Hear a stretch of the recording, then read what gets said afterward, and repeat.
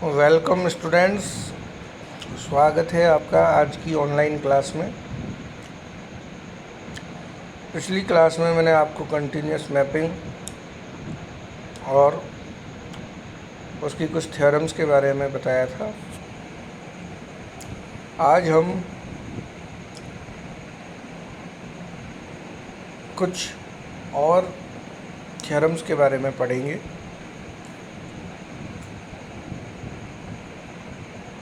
तो हमारे पास में थ्योरम है 3.23, जिसका स्टेटमेंट है कि let X D and Y D dash B two metric spaces and small f be a mapping of x into y, then f is continuous at x0 if and only if xn tends to x0 implies fxn tends to f of x0।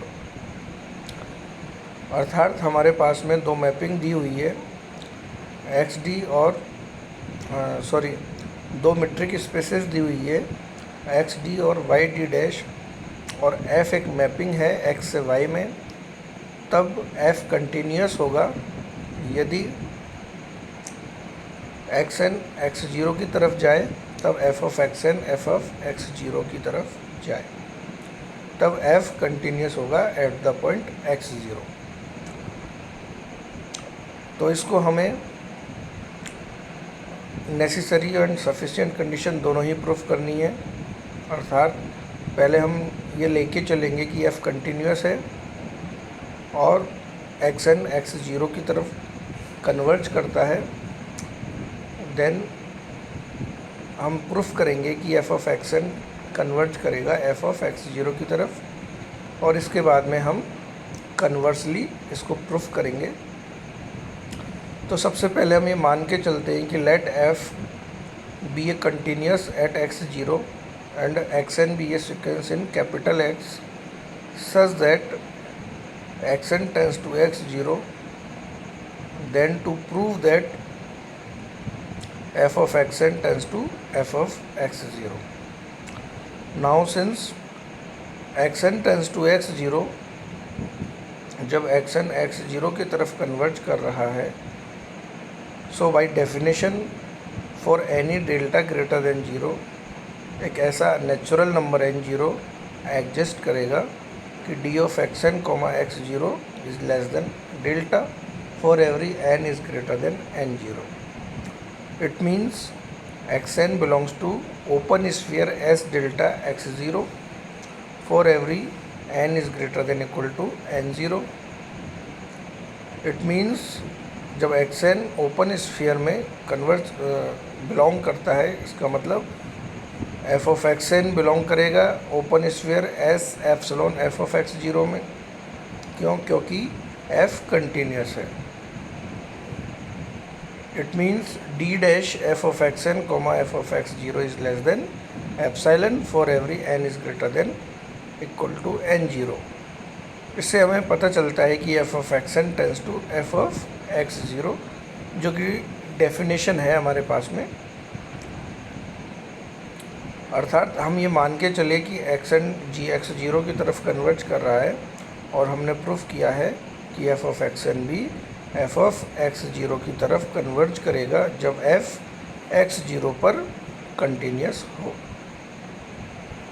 अब इसको हम conversely proof करते हैं।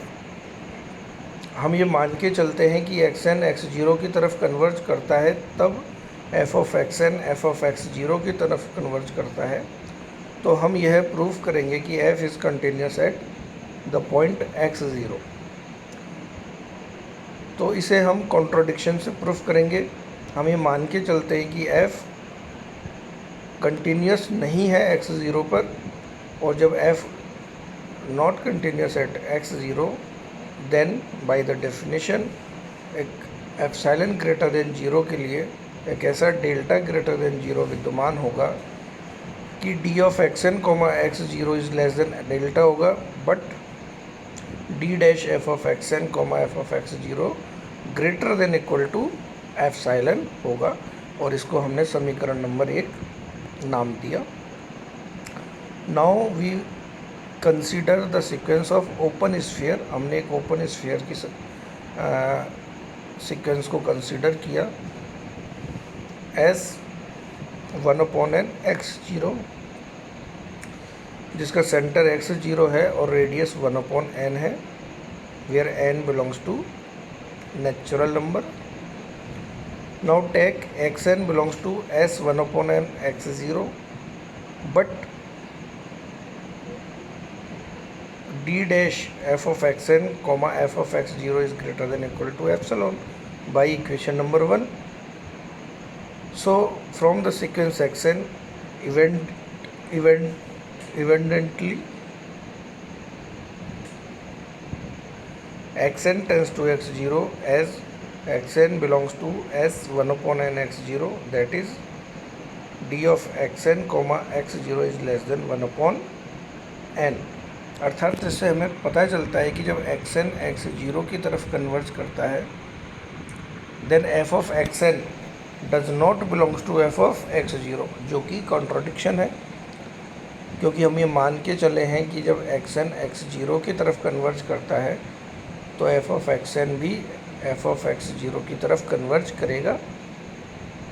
लेकिन यहाँ हमने माना कि f कंटिन्यूस नहीं है x0 पर, तो हमारे पास में आया कि limit n tends to infinity पर f of xn does not equal to f of x0, यानी f of xn does not converge f of x0। So जो हमारी अजम्पशन है कि f is not continuous at x0 वह गलत है। So f must be continuous at x0। तो हमारे पास में f कंटिन्यूस होगा पॉइंट x0 पर।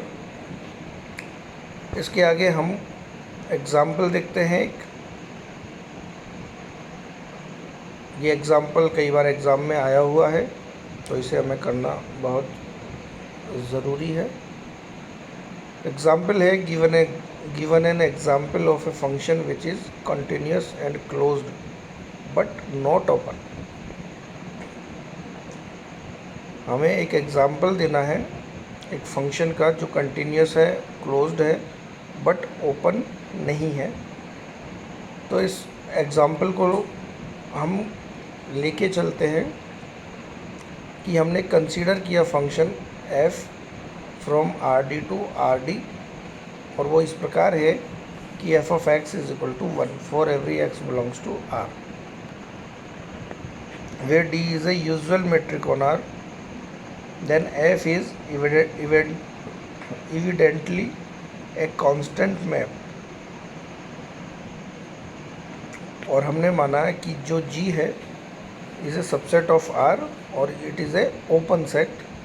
देन जब ये ओपन सेट है then we can write f inverse g is equal to x belongs to r such that F X belongs to g। Now we have F X is equal to 1, so we can write f inverse g is equal to r if 1 belongs to g, and it is phi if 1 does not belongs to g. But we know that r and phi both are open set in r, so f inverse g is open, hence f is continuous। अब हमें लेके चलते हैं close set f which is a subset of r, then small f image of capital F is equal to fx, where x belongs to f and it has a value 1, so 1 is a finite subset of R, so it is a closed, thus f is closed implies f of f is closed, hence small f is a closed mapping.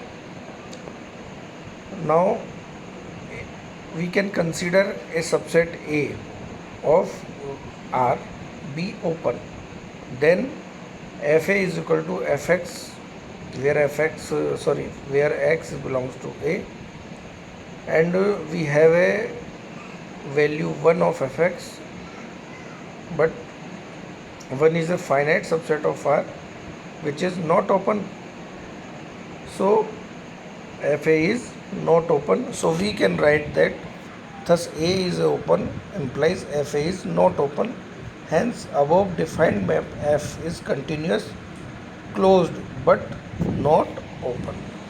अर्थात हमारे पास में ये एक example है F X is equal to 1, जहाँ पर F R से are में एक मैपिंग है और डी एक यूजुअल मेट्रिक है। यह जो हमारे पास फंक्शन है यह कंटिन्यूस भी है, क्लोज्ड भी है, बट नॉट ओपन। तो इस प्रकार हमने इस एग्ज़ाम्पल को सॉल्व किया। यहाँ पर हमको इस फंक्शन को याद रखना पड़ेगा और इस प्रकार से हमको सॉल्व करना पड़ेगा यदि हमें एग्ज़ाम में पूछा गया है तो यहाँ पर हमारे पास में यूनिट नंबर 4 कंप्लीट हुई। नेक्स्ट ऑनलाइन क्लास में हम आपको यूनिट नंबर 5 के बारे में बताएंगे। तो आज के लिए थैंक यू।